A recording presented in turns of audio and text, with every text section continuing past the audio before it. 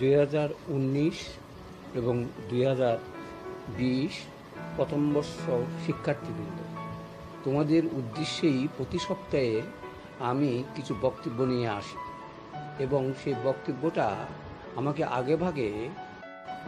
আগেভাগে বলে দিতে হয় কী নিয়ে আমি আলোচনা করব। আজকে আলোচনার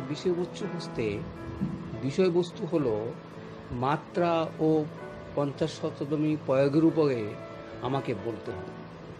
প্রথমে আসি, আমরা কিভাবে মাত্রা জানতে পারি, মাত্রাটা কি, আমি কিভাবে যে বুঝাবো মাত্রা নিয়ে, কারণ গত 200 বছর পর্যন্ত মাত্রা নিয়ে আলোচনার শেষ এখনো হয়নি। মাত্রা কাকে বলে বা কিভাবে আমরা মাত্রা ঠিক করব, কিভাবে আমরা এটা করব, এটা নিয়ে যথেষ্ট গুণীজনের আলোচনা, প্রচুর বই আছে, প্রচুর লেখাপড়া করলে বুঝতে পারবা এটা কত কঠিন বিষয়।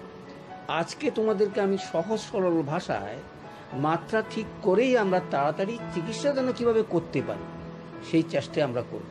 অর্থাৎ আমাদের উদ্দেশ্য হচ্ছে 2019 এবং 2020 সালের পরীক্ষার্থী যারা আছো তাদেরকে কিভাবে আগামী 5 বছরে প্রতিষ্ঠিত ডাক্তার সৃষ্টি করতে পারি সেই চেষ্টা এবং সেই লক্ষ্য আমার আছে। তাই সহজে আমি মাত্রা তোমাদেরকে বলতে চাচ্ছি। আমরা প্রথম থেকে শিখি যে মাত্রা দাও, অর্থাৎ লিখতে যখন যাই তখন আমরা বলি কি এটার উপরে মাত্রা হবে, এটার উপরে মাত্রা হবে না। যেমন তর উপরে মাত্রা আছে, তারপরে ওর উপরে মাত্রা নাই। ঠিক বাংলা ভাষায় আমরা যখন মাত্রা ব্যবহার করি তাহলে সেখান থেকে আমরা একটু ধারণা নিতে পারি মাত্রা কি, কেন মাত্রাটা দেওয়া হয়। কারণ মাত্রা না দিলে সেই শব্দটার অর্থ প্রকাশ পায় না। ঠিক সেরকমই আমরা যদি আমাদের হোমিওপ্যাথিকে মাত্রা ঠিক করতে না পারি তাহলে আমরা সেবা দিতে পারবো না।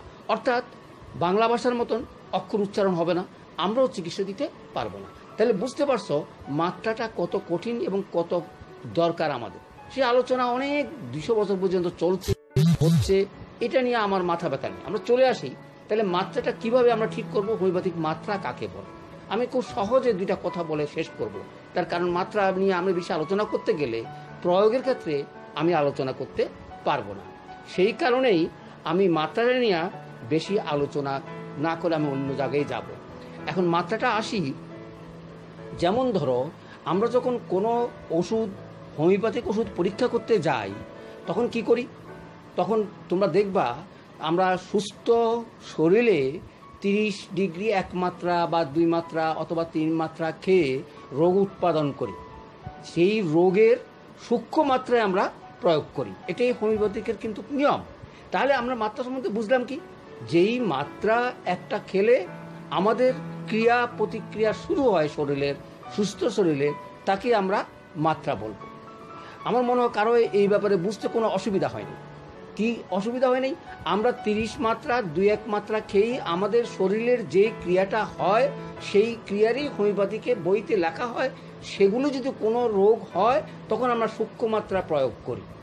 এ হচ্ছে মোটামুটি আমাদের মাত্রা সম্বন্ধে জ্ঞান। অর্থাৎ 30 মাত্রা দিয়ে আমরা ক্রিয়া প্রতিক্রিয়া লক্ষ্য করতে পারি সুস্থ শরীরে।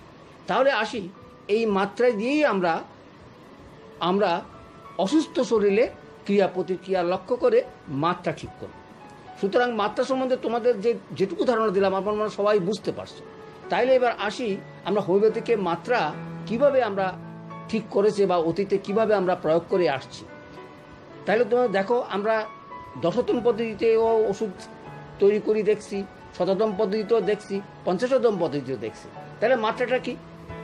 মাত্রা হচ্ছে, যেমন ধরো শততম পদ্ধতিতে 6, 12, 24, 30, 200, 500 এইগুলো হলো এক একটা শক্তি।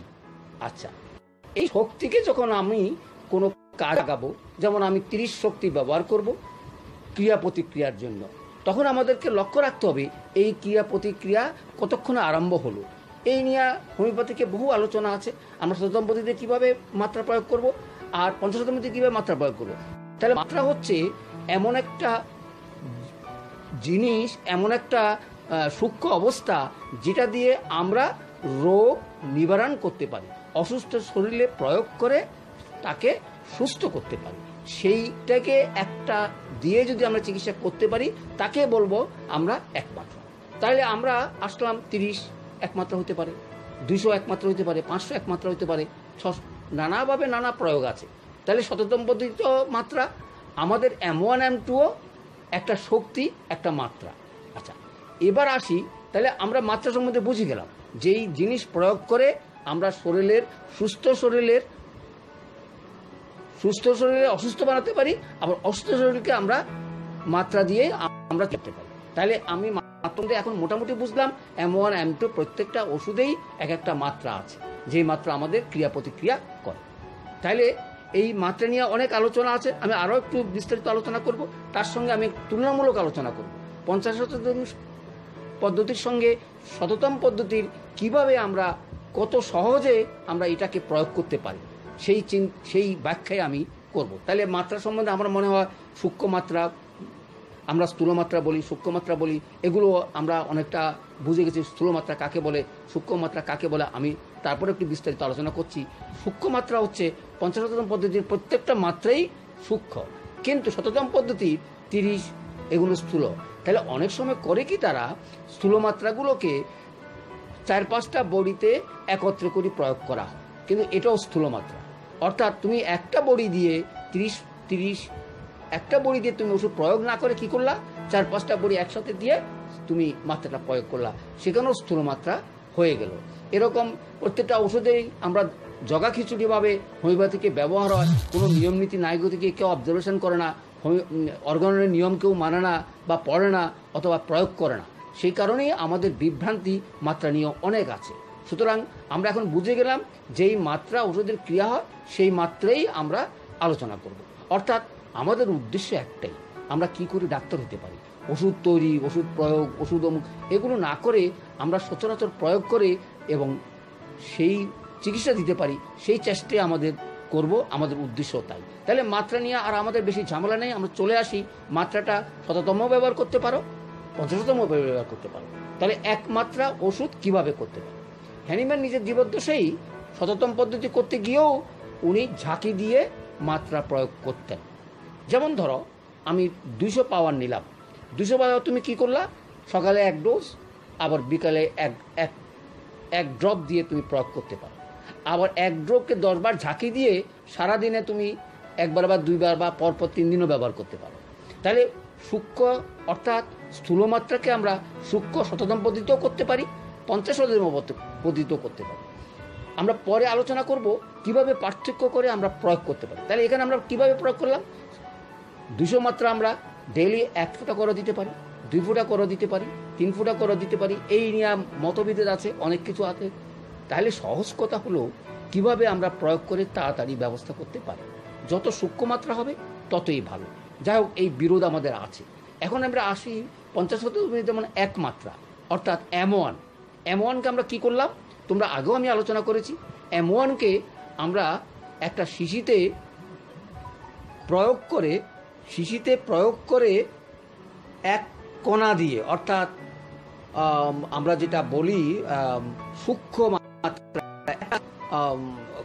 মানে পিল দিয়ে 1 গ্লাস অথবা 1 বোতল ওষুধ তৈরি করি। সেখানে আমরা কি করতে পারি, 8 দাগ, 10 দাগ বা 12 দাগ করতে পারি। অর্থাৎ 10 বার ঝাঁকি দিয়ে সকাল বিকাল 2 বার দিতে পারো, 4 বার দিতে পারো।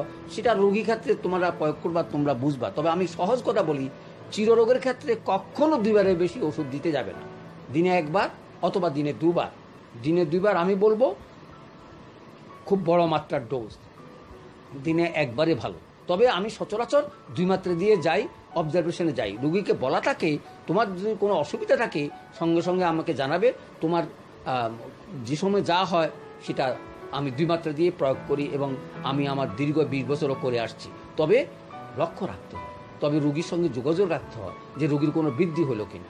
তাহলে এই যে প্রয়োগ, অর্থাৎ আমরা 1 মাত্রাকে আমরা 8 দাগ করে আমরা প্রয়োগ করি। কেন প্রয়োগ করলাম সেদিনও আলোচনা করেছি। 1 দাগের সঙ্গে 1 দাগ, M1-এর সঙ্গে M2 কীভাবে পার্থক্য সেটা আমরা সেদিন আলোচনা করেছি, তোমরা সেটা দেখে নেবে। এখন আসি যে এই যে প্রয়োগটা করলাম, অর্থাৎ 1 বার বা 2 বার যদি আমি প্রয়োগ করি, আমি কি কোনো লক্ষণ দেখতে পাই? নিশ্চয়ই পাওয়া যাবে। না পাওয়া গেলে বুঝতে হবে তুমি ওষুধ সিলেকশনটা ঠিক হয়নি। আমি আমার জীবনে বহু দেখেছি, এক বোতলেই অর্থাৎ একদিন দুদিন গেলেই রোগী নড়ি চড়ি বসে, বলে হ্যাঁ ঠিক আছে অথবা ভালো লাগে। সেই সুবিধাটা কি? আমাদের সুবিধাটা হচ্ছে শততম পদ্ধতির সঙ্গে শততম পদ্ধতির সঙ্গে 50তম পদ্ধতির সুবিধাটা কি দেখো, তুমি এক বোতল ওষুধ সকাল বিকাল 2 বেলা করে দিয়ে যাচ্ছ, এই পাওয়ার না হলে আরেক পাওয়ার দিচ্ছ, M2 দিচ্ছ, M3 দিচ্ছ, M4। কিন্তু শততম পদ্ধতি যখন তুমি 200 ব্যবহার করবে, তোমাকে অবজারভেশন করতে হবে, দুদিন অপেক্ষা করতে হবে, তার কোনো লক্ষণ বাড়লো কিনা, না বাড়লে ওষুধ প্রয়োগ করা যাবে না, অপেক্ষা করতে হবে, অথবা বেশি বৃদ্ধি হলে অ্যান্টিডোট দিতে হবে। এবার চিন্তা করো, অ্যান্টিডোট দিয়ে আবার কীভাবে আবার প্রয়োগ করতে যাব, তখন আমরা বিভ্রান্ত হয়ে যাই। আবার ওষুধ বন্ধ রাখতে হয়, অ্যান্টিডোট দিতে হয়, এগুলো মনে রাখতে হয়, আবার বৃদ্ধি হলে কীভাবে কিন্তু 50তম পদ্ধতিতে কোনো কিছুরই প্রয়োজন হয় না। অর্থাৎ তুমি M1 থেকে শুরু করেছো, M2 যাবা, M3 যাবা, M4 যাবা, যদি তার কোনো পরিবর্তন দেখো তাহলে চিন্তা করবা তোমার কোনো ওষুধের পরিবর্তনের দরকার আছে কি না। অর্থাৎ চিররোগের ক্ষেত্রে আমি 2টা রোগের সমানভাবে একটু আলোচনা করে যাই। চিররোগের ক্ষেত্রে 1 বার বা 2 বারের বেশি কখনো তোমরা প্রয়োগ করবে না, তাহলে বৃদ্ধি হতে পারে। বৃদ্ধি হলেও তোমাদের চিন্তা নাই, কারণ একটু অপেক্ষা করলেই বা 2 বার দিলেই এটা কমে যাবে, অথবা মাত্রাকে তোমরা তরলীকরণ করতে পারো। অর্থাৎ আমি 10 বার ঝাঁকি দিয়ে 2 বার না খেয়ে যদি বেড়ে যায়, তাইলে আমি কি করব, 1 গ্লাস পানিতে 10 বার ঝাঁকি দিয়ে ওই দাগের ওষুধটা মিশিয়ে সেখান থেকে ভালো করে নেড়ে 1 চামচ খালেই যথেষ্ট, আর এর বেশি প্রয়োজন না। অর্থাৎ তার বৃদ্ধিটা কমে আসবে, এটাকে তরলীকরণ বলে, অথবা আমরা বলি সূক্ষ্মাতিকরণ, অর্থাৎ আমরা ডোজটাকে ছোট করে ফেললাম। এইভাবেই আমরা 50তম পদ্ধতিতে আমরা চিকিৎসা করতে পারি। তাহলে অনেকে কঠিন বলে কেন, অনেকে এই আলোচনা শক্ত বলে কেন, এটা ভালো বিরক্তকর, এটা বলার কারণও আছে। কারণ 50তম পদ্ধতি করতে গেলে শিশি লাগবে, তারপরে তার ক্যাপ লাগবে, তারপরে পানি লাগবে, তারপরে আরস লাগবে, ফোঁটা ফোঁটা দিতে হবে, তারপরে ঝাঁকি দিয়ে খেতে হবে, ঝামেলা। আর শততম পদ্ধতিতে কী সুবিধা, 1 ফোঁটা দিয়ে দিলা একটা ড্রামে, তাকে দিয়ে দিলা, এটা ছাড়া আর কোনো রকমের সুবিধা আছে আমি মনে করি না। শততম পদ্ধতি প্রয়োগ করে তোমাকে অপেক্ষা করতে হবে, এখানে প্রয়োগ করে অপেক্ষা করার কোনো প্রয়োজন নেই। আচ্ছা, তাইলে আমরা কেন শততম পদ্ধতি বাদ দিয়ে 50তম পদ্ধতি করতে যাচ্ছি? আমরা যাচ্ছি বহুল প্রচলিত, অর্থাৎ সূক্ষ্মাতি সূক্ষ্ম দেহে কাজ করে এই ভরসা রেখেই আমরা শততম পদ্ধতি ডাক্তারি তৈরি করার ইচ্ছা আমি প্রকাশ করেছি। অর্থাৎ আমি চোখে যা দেখেছি গত 20 বছরে, সেটা যদি আমি বলতে যাই, সেটা মানে আমি বলে শেষ করতে পারবো না। কি সুন্দর প্রতিক্রিয়া, কি সুন্দর জিনিস, যার কোনো পার্শ্ব প্রতিক্রিয়া নাই, যার কোনো দেখো আমি একটা প্রশ্নের উত্তর দিচ্ছি। এখানে একজনে বলছে চিররোগ কিভাবে চেনা যায় আর অচির রোগ কিভাবে চেনা যায়। দেখবে তোমার বইতে এটা যথেষ্ট আলোচনা আছে, এটাও একদিন আলোচনা করতে পারি, 1 দিনে 2 দিনে এইসব আলোচনা শেষ হয় না। চিররোগ হচ্ছে জেনারেলি আমরা এটাই বুঝি যে রোগ 1 দিন 2 দিন বা 7 দিনের বেশি থাকে না। কিন্তু অচির রোগ, ধাতুগত দিক, এগুলো কঠিন রোগ। দেখো 3 মাস হইলেও চিররোগ অচির রোগই থাকে। এটা তোমাদেরকে আরেক দিন আলোচনা করতে হবে এই বিষয় নিয়ে, চিররোগ আর অচির রোগের মধ্যে আমরা কিভাবে চিনব। সচরাচর আমরা আমাদের জ্বর সর্দি কাশি এগুলো নিয়ে যখন আসে, তখন আমরা ধরেই নেব এগুলি অচির রোগ, এগুলি 1 বোতল 2 বোতলই যথেষ্ট। আমি মনে করি না 2 বোতলের উপরে 50তম পদ্ধতি কারো কোনো প্রয়োজন হয়, অর্থাৎ সিলেকশন যদি রাইট হয়। এখন লক্ষণ ভিত্তিক যদি তুমি চিকিৎসা না করো, তুমি যদি কেস টেকিং না দাও, তাইলে কিন্তু এই চিকিৎসার ফলাফল তুমি পাবে না। তোমাকে কষ্ট করে লক্ষণ মতে সৃষ্টি করতে হবে। আমি আগেও বলছি যে কেস টেকিং ছাড়া কোনো হোমিওপ্যাথিক ওষুধ হয় না, এবং এমনকি অচির রোগও হয় না। অচির রোগও একটা লাইফ হিস্ট্রি টুকটাক নিতে হয়, না নিলেও চলে। যদি তুমি লক্ষণ ভিত্তিক ওষুধ দাও তাহলে কমে যাবে, তার অর্থ এই কথা নয় এই রোগ আরেকদিন হবে না। কিন্তু চিররোগের ক্ষেত্রে তুমি যদি চিকিৎসা করে যাও, বাকি জীবনে সেই রোগ আর হয় না। যেমন আমি অনেক রোগী চিকিৎসা করেছি পাইলসে, একটা রোগীও আমার মনে আমি ব্যর্থ হইনি, সবাই ভালো আছে। তবে ওষুধ না খাইলে আমার কিছু করার নাই, হয়তো 2 মাস খাই বললো ডাক্তার সাহেব আমি এখন ভালো আছে, আর ওষুধ খাবেন, তো আজ 4 বছর পর আবার দেখা যায়। কিন্তু চিকিৎসাটা যদি শেষ করা যায় 50তম পদ্ধতিতে, কোনো দিন সেই রোগ আর ব্যাক করে না, মানুষ সুস্থভাবে বাঁচে এবং অনেক রোগ থেকে রক্ষা করা যায়। তাইলে আমরা কেন শততমের সঙ্গে পার্থক্যটা আমি বারবার বলছি, কেন আমরা কেন প্রয়োগ করতে যাব, এই কারণে আজকে আলোচনাটা কেন আমরা এখন থেকে আর কোনো শততম পদ্ধতি ব্যবহার করব না। এখন প্রশ্ন আসছে, স্যার শততম পদ্ধতি তো আমরা যে কোনো একটা রোগে সিলেকশন করি, আমরা 30 দিতে পারি, 6 দিতে পারি, বা কোনো প্রয়োজন নেই। তোমার সিলেকশন যাই আসছে তুমি M1 থেকে শুরু করে দাও। আচ্ছা, M1 থেকে যখন চিররোগ হবে, অর্থাৎ জ্বর, সর্দি, কাশি এগুলো যখন বেশি হবে, তুমি 2 ঘন্টা পরপরও দিতে পারো, আধা ঘন্টা পরপরও দিতে পারো, সেটা তোমার উপরে নির্ভর করবে তুমি কিভাবে লক্ষণটাকে শেষ করবে। তবে সচরাচর বলে রাখি, অচির রোগেও 2 ঘন্টা বা 3 ঘন্টা, জ্বর বেশি হলে তুমি মাত্রা বেশি দিবা, জ্বর না হলে দিনে 3 বা 4 বার। ধরো একটা রোগী তোমার কাছে জ্বর নিয়ে আসছে, 106 ডিগ্রি জ্বর, তখন তুমি 15 মিনিট বা 20 মিনিট পরপরও দিয়ে তুমি তার জ্বরটা কমাতে হবে। যদি জ্বরটা 100 নিচে চলে আসে, তুমি দিনে 3 বার দাও বা 4 বার দাও, এর বেশি লাগবে না। কিন্তু জ্বর যদি বেশি হয়, লক্ষণ যদি বেশি থাকে, তোমার মাত্রা তোমাকে তখন ঠিক করতে হবে। সেখানেই দেখো মাত্রাটা কি, অর্থাৎ M1 মাত্রাকে আমি 8 ভাগ করে আমি যখন প্রয়োগ করতে যাব, এই সব মাত্রা মিলেই এক মাত্রা। এটাকে বলা হয়, আমরা এক মাত্রাকে কি করলাম, ঝাঁকি দিয়ে তার পাওয়ারটা বেড়ে দিলাম, বেড়ে দিয়ে তার চিকিৎসাটা শেষ করলাম। অর্থাৎ এক মাত্রাই তার জ্বরটা কমে আসবে, এটা মাথা রাখবে, এক মাত্রাই তার জ্বরটা কমে আসবে। আচ্ছা, এখন আসি আমাদের কতদিনে মেয়াদকাল ওষুধ খেতে হবে। কতদিন বলতে, আমি অচির রোগে দেখো 2-3 দিনও ভালো হয়ে যায়। ইভেন আমি একটা কথা বলি, অচির রোগে আমি দেখেছি, ইভেন তোমার করোনার রোগীও এই আমি অচির রোগ বলবো, এটা চিররোগ নয়, এটা 3-4 দিনে ভালো হয়। আমি যতগুণ রোগী টেস্ট করেছি, 4 দিনের বেশি এটা প্রয়োজন হয়নি। 4 দিনে আমি সকল রোগী নেগেটিভ পেয়েছি, অন্তত 50টা রোগী দেখেছি, সব রোগী নেগেটিভ। যাও, এটা আমি বলবো না। অচির রোগের চিকিৎসাটা সহজ, তোমার 4-5টা লক্ষণ মিললেই তুমি প্রয়োগ করতে পারো, প্রয়োগ করলেই তুমি রেজাল্টটা পাবে, কি বলবো, মিরাকেল, যেটা রুগিয়ে বুঝে না যে আমার অসুখ হয়েছিল। আমি একটা উদাহরণ দিয়ে কথাটা বলি।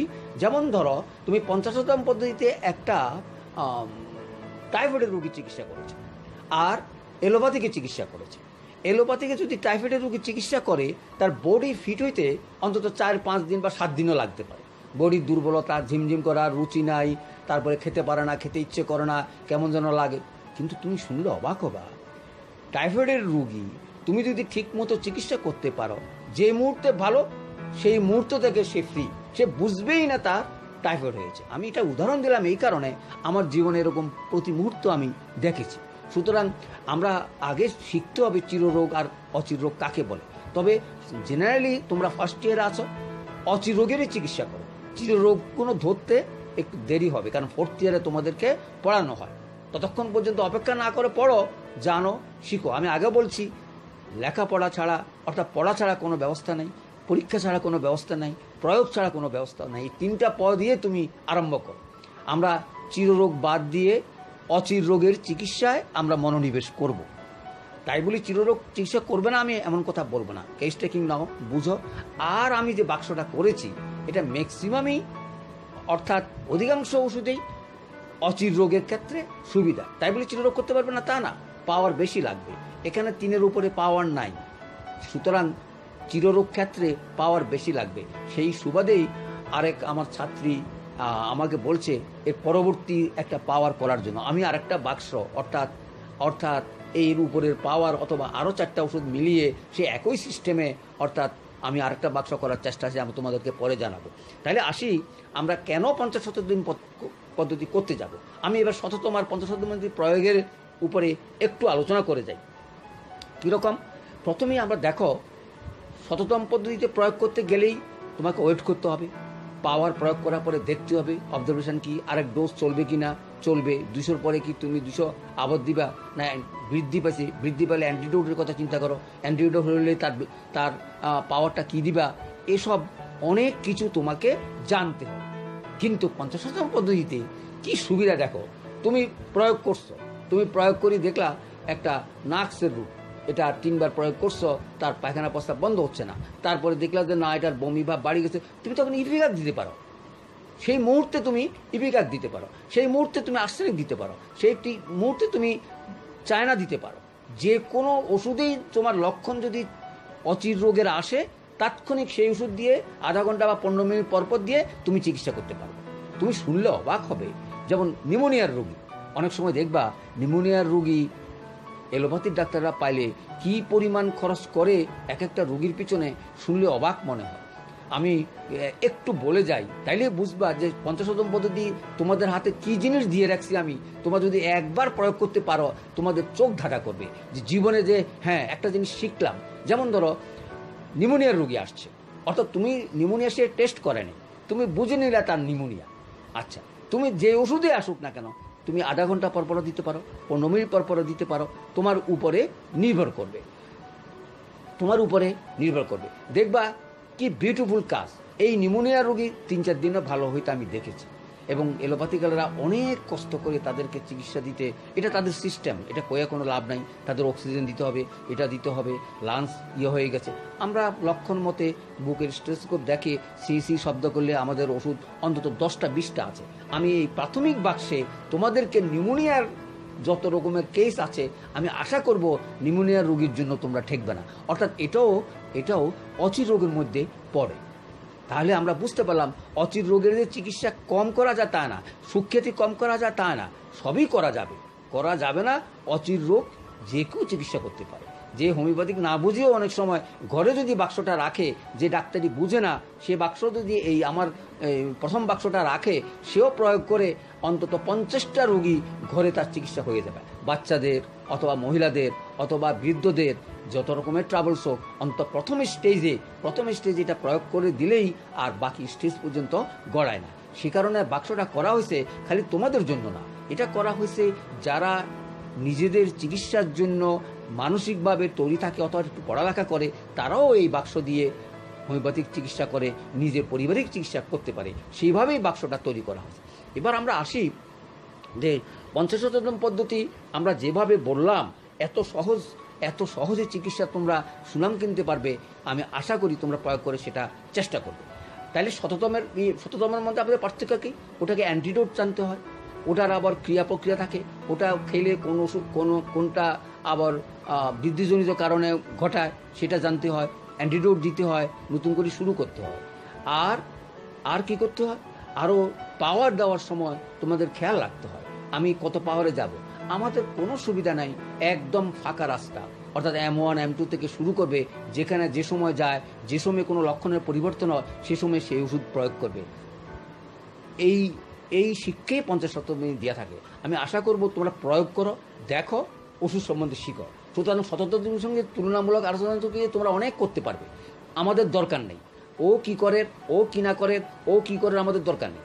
আমাদের ওষুধগুলোর অনেক সহজ সরল এবং একটু দিতে অসুবিধা, অর্থাৎ শিশি লাগে, ক্যাপ লাগে, পানি লাগে, RS লাগে, আর ওষুধের বাক্সটা লাগে। তবে তোমরা একটা জিনিস অবাক হবে, একটা কণা দিয়ে যখন তুমি একটা ফাইল তৈরি করো, একটা বোতলে 500 মতন পিল থাকে। তার মানে তুমি যদি ঠিক মতন প্রয়োগ করতে পারো, 500 লোকেরও তুমি বিদায় করতে পারবা কোয়ার্টার ড্রাম। আমি আবারও বলছি, কোয়ার্টার ড্রাম। তোমরা অনেকে হাফ ড্রাম কিনে, অনেকে 1 ড্রাম কিনে, কোনো প্রয়োজন নেই। এই কোয়ার্টার ড্রামে ওষুধে প্রয়োগ করতে গেলে জীবনে ওই নষ্ট হয়ে যায়, এটা ঠিক মতন প্রয়োগ করা যায় না। সুতরাং অযথা ওষুধ কিনে অথবা বেশি প্রয়োগ করে নষ্ট করার কোনো যুক্তি নেই। খালি চোখে রাখবা, 1টা বা 2টার বেশি যেন না পড়ে। একটাই হলো সবচেয়ে ভালো, 2টা পড়লে মনে করলাম যে তুমি সেকেন্ড টাইম ডাক্তার, অর্থাৎ ভালো ডাক্তার হতে পারে না। তোমাকে হাতটা পাকা করতে হবে যেন 1টার বেশি 2টা না পড়ে। চলে আসি তাহলে পঞ্চশতম পদ্ধতির সঙ্গে শততম পদ্ধতি কেন আমরা এটা করলাম, কেন আমরা এটা ভালো করলাম, সেই সম্বন্ধে অনেক ডিফারেন্স আছে, যে অনেক মতভেদ আছে। যে দেখবা এখনও ডাক্তারদের ভিতরে আমি বলবো 95% লোকেই শততম পদ্ধতি করার কারণও আছে। কারণ তাদের বইপত্র আমরা যা পড়ছি, আমরা যা দেখছি, সব বইতে শততম পদ্ধতির কথা লেখা, পঞ্চশতম পদ্ধতির কথা কিচ্ছু নাই। খুব কমজনই এটা লিখে গেছে। আমি চেষ্টা করব তোমাদেরকে এই সংক্রান্ত বই প্রয়োগ করার জন্য। তোমরাও পড়ালেখায় নজর রাখবে। অযথা আরও মাথা ভারী করে আমি ওষুধ তৈরি করব, আমি অমুক করবো, এটা না ভেবে ডাক্তারিতে প্রয়োগ করে ডাক্তারি জিনিস লক্ষ্য করো। মানুষকে সেবা দাও, অবাক হবে যে কি জিনিস তোমাদের কাছে আছে। একটা রোগী যখন চিকিৎসা করবে কতক্ষণ পরেই দেখবা রোগী অ্যাজ ইট ইজ, সে বুঝবেই না যে তার এই অবস্থা ছিল। এটাই হচ্ছে পঞ্চশত পদ্ধতির নিয়ম।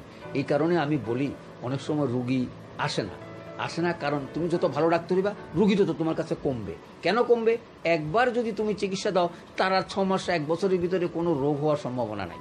আর চিররোগের ক্ষেত্রে তো আমি বলবো যে অপূর্ব, যেটা আমি এখানে বললে অনেকে বিশ্বাসও করতে পারবে না যে কিভাবে আমরা এহেন কোনো রোগই নাই আমার হাতে ভালো হয় নাই।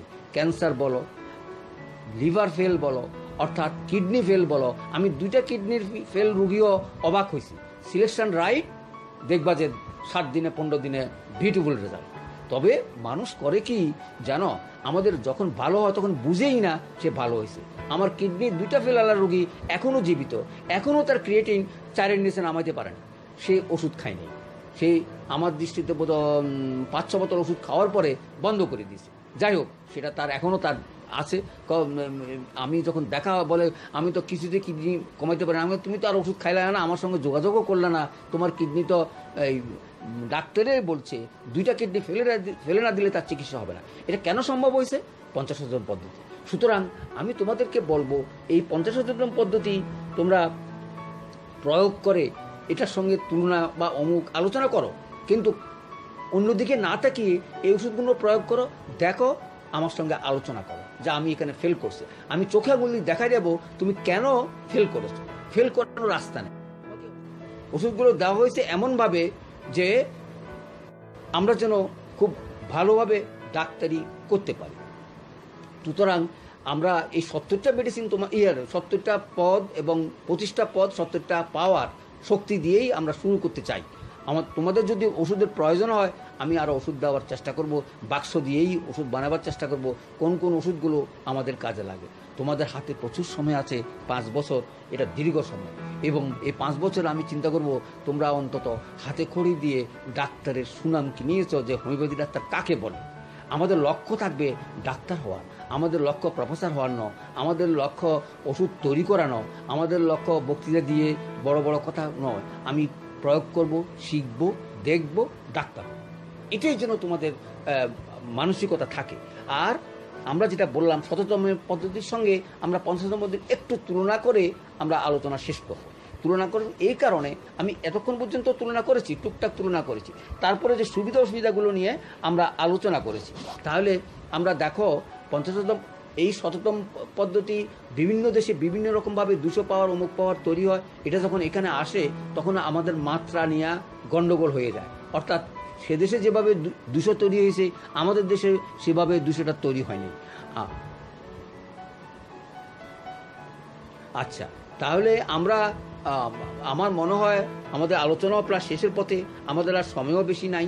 আমরা 50তম পদ্ধতির সঙ্গে এই 70তম পদ্ধতির যেই পার্থক্য, কেন আমরা এগুলো ব্যবহার করছি আমি টুকটাকভাবে আলোচনা করেছি। এবং অনেক সময় 70তম পদ্ধতির ওষুধগুলো বিদেশি ওষুধের সঙ্গে মিল রেখে করা হয়নি, কিন্তু 70তম পদ্ধতির একটা ওষুধের সঙ্গে একটা ওষুধ এমনভাবে মিল করা রাখা হয়েছে তুমি M1 M2 থেকে শুরু করে উপরের দিকে যেতে পারো।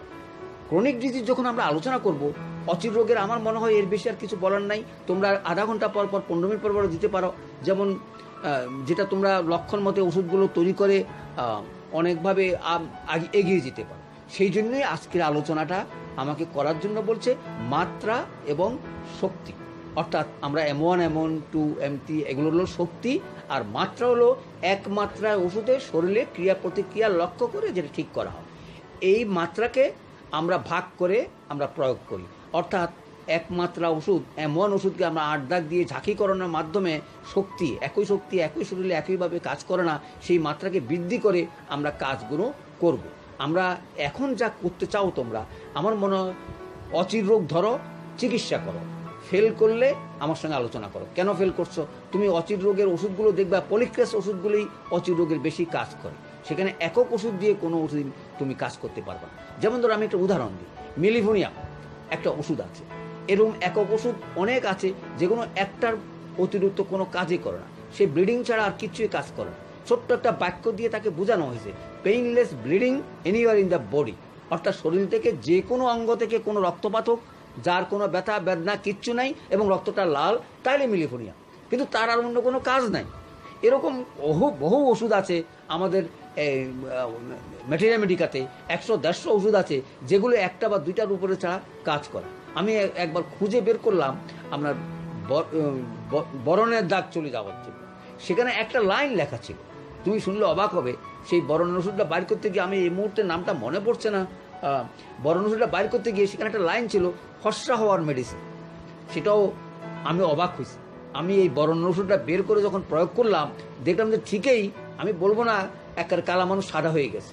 অর্থাৎ তোমার যদি লিভার ট্রাবলস থেকে বডিটা রং চলে যায় তাহলে তারটা হয়, এটা আসলে লিভারের উপরে কাজটা বেশি। বরণের দাগও গেল, সে 10% ফর্সা হলো। অর্থাৎ মানে আগে যা লাগতো, এটা আমি অবাক হয়ে গেছি। এগুলো তোমরাও দেখবা, একক ওষুধগুলো অথবা ওই ওষুধগুলো প্রয়োগ অথবা জানা এত বিশেষ আমি গুরুত্ব মনে করি না। তোমরা মনে করতে পারো এই ওষুধগুলো দিয়েই আমি যে ওষুধগুলো দিয়েছি, এটা দিয়ে অচির রোগের চিকিৎসার সাথে সাথে আমরা চিররোগে হাতে খড়ি দেবো, অর্থাৎ চিররোগটা শুরু করব। আর যারা আমার এই বক্তৃতা শুনছো, যারা ছাত্রছাত্রী নয়, তারাও এই আলোচনাতে রাখো, এই বাক্সটা ঘরে রেখে তোমরাও অন্তত 50-60টা তরুণ রোগের অর্থাৎ অচির রোগের চিকিৎসা করে হোমিওপ্যাথিকের গুণাগুণ বুঝতে পারবে। না পারলে আমার শরণাপন্ন হতে পারো, আমাকে ফোন করে জানতে পারবো। আমি চাই এই ওষুধগুলো সারা বাংলাদেশে সমস্ত গরিব অথবা যারা হোমিওপ্যাথিক শিখতে চায় তারা যেন এটা রেখে সেবা নিতে পারে, এই আলোচনা করি। তোমাদের শুভকামনা করে আমি আমার বক্তব্য শেষ করছি।